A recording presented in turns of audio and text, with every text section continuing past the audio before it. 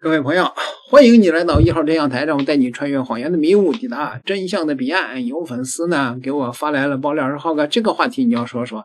这个高晓松在中国大陆的媒体上又开启了直播，结果被数万的中国网友用滚字刷屏。看来这个当年的公知鼻祖真的是臭大街了。那这个事儿到底是这个真的假的呢？我们先来看看这一段吧。2026年高晓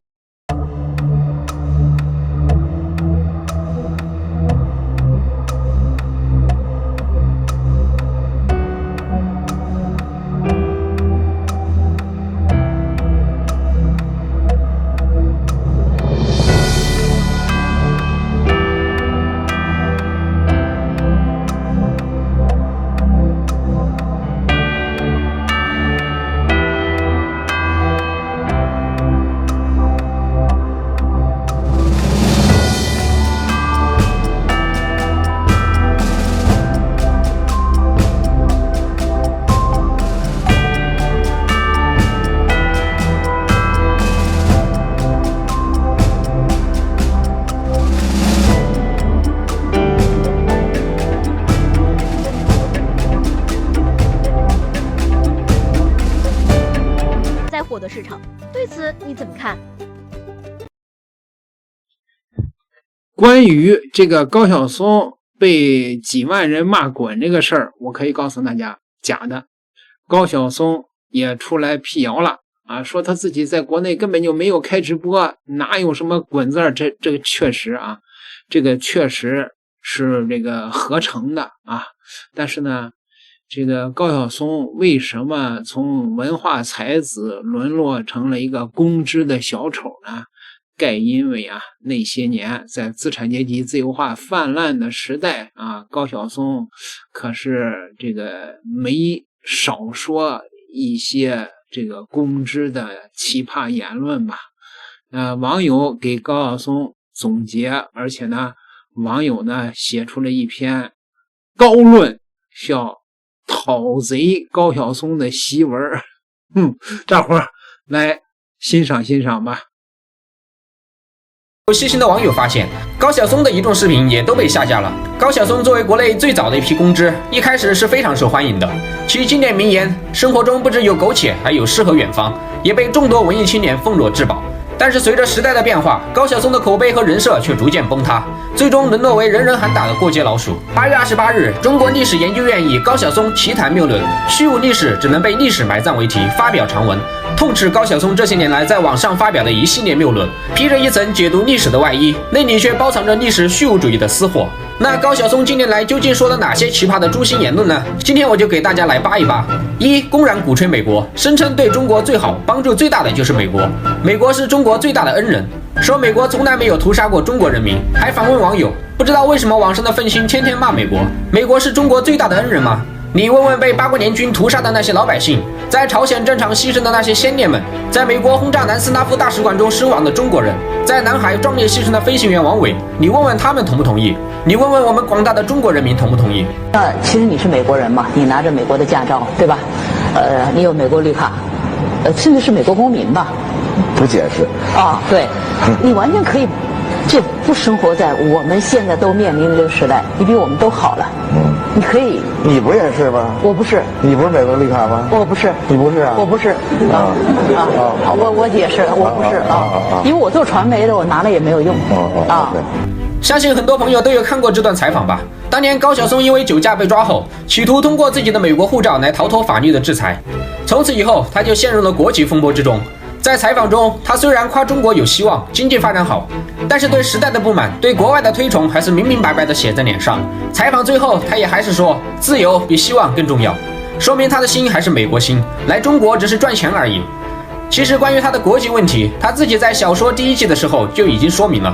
在节目中，他公然承认自己是华裔，是拿了美国国籍的华人，但是后来他又辩解说自己是个中国人，还拿93学社来当挡箭牌。为啥呢？因为怕名声扫地，没办法在中国赚钱。2. 强行洗白八国联军侵华。高晓松声称八国联军攻打北京，只为了找清政府要人。八国联军在北京城烧杀抢掠，屠杀大量手无寸铁的老百姓，最后签订丧权辱国的辛丑条约，这都能洗？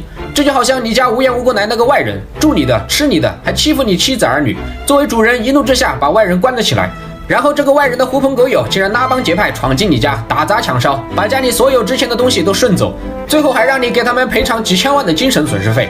然后高晓松还跳出来说，这件事是主人不对，不应该把客人关起来哦，是主人自作自受哦。按照他这个逻辑，7七事变中日本人也真的只是单纯的想寻找失踪的士兵呢？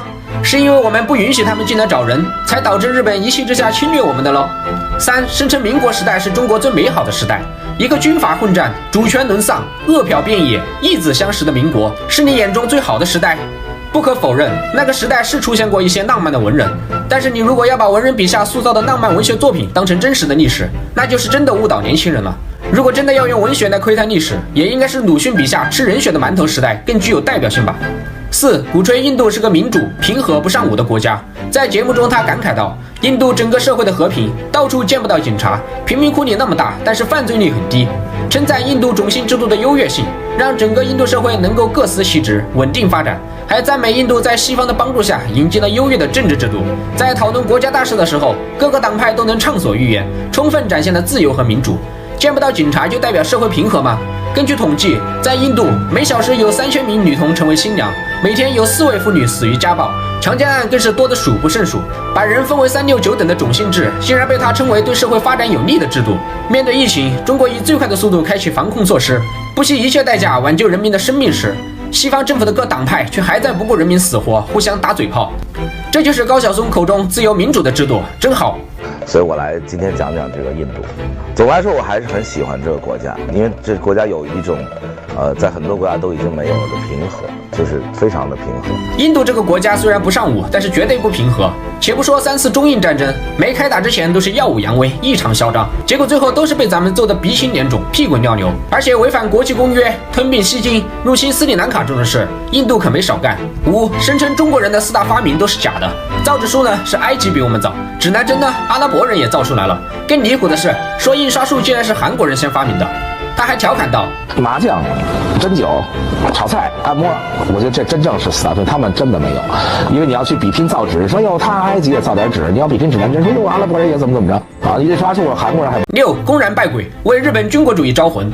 据悉，高晓松在某一年的8月15日，也就是日本投降日，去参拜了日本靖国神社，并录制了视频，大谈特谈自己的感想。在靖国神社这件事上，他竟然认为是可以参拜纪念的，理由是里面供奉的不全是战犯，而是为国战死的士兵。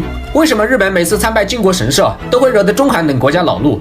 因为里面供奉的主要是第2次世界大战期间阵亡的日本侵略军的灵位，数量高达200万，占整个靖国神社灵位总数的80%以上，其中包括东条英机、板垣征四郎等14名甲级战犯，以及1000多名乙级、丙级战犯。而且我们为什么如此反对？最重要的是因为他们从来没有为自己的侵略行为悔过认罪。日本国内现在普遍不承认他们的侵略罪行，反而认为日本当年是来拯救愚昧落后的邻国，以此来唤醒他们觉醒的。你说日本人这么狡辩也就算了，你高晓松也出来替他们洗白是什么意思？这种为侵略者辩护、为日本军国主义招魂的用心，令人齿冷。7. 给民族英雄郑成功扣上大倭寇的帽子。在高晓松小说的第2季43期节目中，他竟然诋毁郑成功是个大倭寇。1661年，郑成功率领大军历经8个多月的浴血奋战，从有着海上马车夫之称的荷兰人手中夺回了被侵占38年之久的台湾。他是我们公认的民族英雄。郑成功在台湾不仅具有文化历史概念的意义，更具有中原政权法统延续的强烈象征。无论是国共两党，还是北洋军阀，甚至是清朝，对他都是敬重有加，连连祭奠。而高晓松竟然用倭寇来形容郑成功，将我们的民族英雄说成是日本人，这绝不是意识形态的分歧，而是要从根本上挖断中华民族的根。真正用意是在舆论上与台独势力的去中国化运动相呼应。再结合其台湾是中国的固有领土并不准确这一著名言论，高晓松的真实用心和立场还不容易判断吗？在国外的油管上还有很多这样的视频，光看标题就觉得触目惊心，其人贼胆之大，骇人听闻，其心可诛。8. 声称明朝是个三无时代，无明君，无名将，无名士。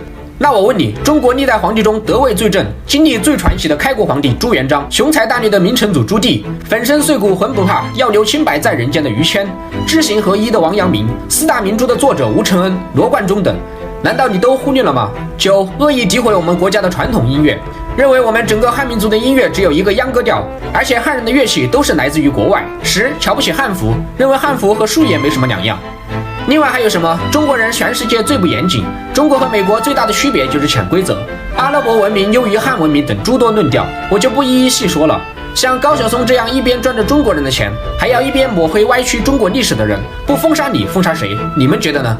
豪贼习闻之，攻之矮大紧，建安风骨，千年传颂。今有狂徒罔顾春秋，夫立事者当以信义为本，成名者须以德行为先。然观今日之天下，有高姓小松者，本受清华之教，兼通音律之意，理当明是非，辨忠奸，守节义，奈何其行径之乖张，言论之荒谬，竟至人神共愤，天地不容。忆其昔年醉驾横行于世，连撞3车，致4人受伤。此匹夫视律法如无物，视人命如草芥，及至东窗事发，方以愿意承担全部责任之词搪塞。如此行径，岂是君子所为？桃园结义，关张誓死追随玄德，长坂坡前，子龙单骑救主。忠义之道，岂是此辈能解？一狂言悖论，数典忘祖，此子非但不知悔改，反变本加厉。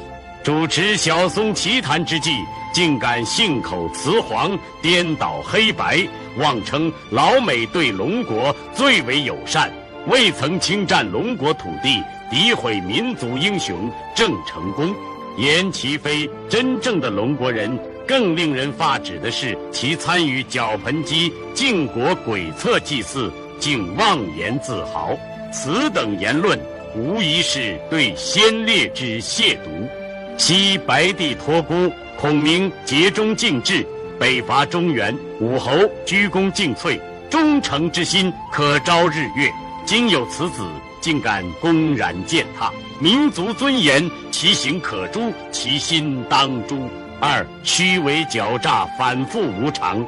更可耻者，此人在药家兴案中义愤填膺，质问生命都漠视的人会爱音乐吗？俨然以道德卫士自居，然转眼之间，自身却醉驾伤人，视他人生命安全如无物。此等行径，非为君子而何？周瑜打黄盖苦肉之际，尚未军国大业；司马懿诈病阴谋诡计，终未曹魏江山。然矮大紧之虚伪，全为一己之私，毫无节操可言。3忘恩负义，背叛师门。尚有甚者，其师罗小玲去世后，竟在言论中误称恩师之父为导演，引发师长之女愤慨。虽其后携花道歉，然其不敬师道之本质已暴露无遗。云长千里走单骑，不忘桃园之盟。孔明鞠躬尽瘁，死而后已。尊师重道，乃中华千年传承之美德。此子竟轻慢至此，岂不令人心寒？4天理昭彰，报应不爽，幸而天道轮回，此子终食恶果。其主持节目被停播，作品纷纷下架，北京小书馆关闭，从此销声匿迹，为天下笑。历史长河涤荡污浊，是非功过自有后人评说。矮大紧之流，不过跳梁小丑，终将淹没于岁月尘埃。才者德之资也，德者才之帅也。无德之人，纵有经世之才，终将身败名裂。愿天下文人义士以此为鉴，修身养德，心系家国，方能流芳百世，不负平生所学。古今多少事，都付笑谈中，然中间善恶，自有青史为证。矮大紧之名，必当刻于耻辱柱上，警醒后世千万年。诸葛武侯出师表云，不宜妄自菲薄，隐喻失义，以塞忠谏之路也。今有矮大紧妄自菲薄家国，隐喻失义先贤，塞忠谏之路，断己身之前程，岂不悲哉？岂不痛哉？以4年壮月9家，天下义士共比。公知呢，其实是伴随着1代或者2代人的记忆成长起来的一个自然的社会现象。其实呢，大家呢也从这个公知的身上，通过他们的塌房和身败名裂呢，体会到了中国的这种前所未有的发展速度，对吧？当中国真正的和这个西方接轨，甚至是超越了西方的时候当年那些对中国的这个国力发展抱着怀疑态度的这个脊梁骨都被抽走了的那些公知，自然他们的言论就会受到人民群众的挖坟鞭挞，是吧？是因为他们自己没有这种科学发展观，看不清未来的中国的这种发展的潜力所以呢，他们活该身败名裂。点个订阅，咱们下期再聊。